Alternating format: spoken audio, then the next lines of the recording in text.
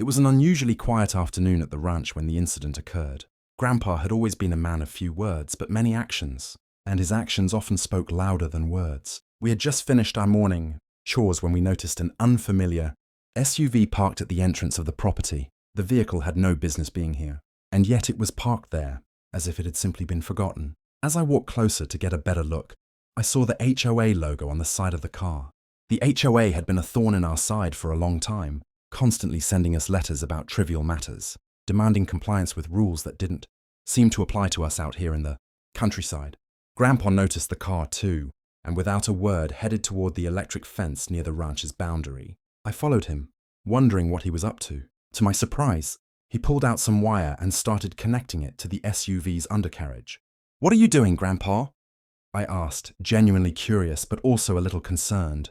Grandpa just grinned and replied, "They want to park here? Let's see how long they want to keep it here."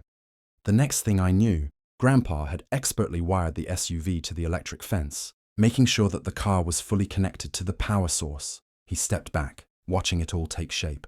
I could feel the tension in the air as he stood there, waiting for the inevitable. A few minutes later, the HOA members arrived, probably to check on their vehicle or gather their paperwork, completely unaware of what had been done. As one of them approached the SUV, Grandpa gave me a knowing look, a smirk barely hiding the mischief in his eyes. The moment the first person touched the SUV, the electric current surged through the vehicle's metal frame, sending a mild shock through anyone near it. The HOA members jumped back in surprise, stunned by what had just happened. Grandpa stood there laughing heartily, the satisfaction of a well-played prank evident in his eyes. He had made his point.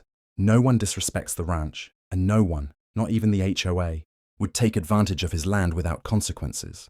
The incident became a story that would be retold at family gatherings for years with Grandpa, always the hero and the HOA always the unsuspecting victims.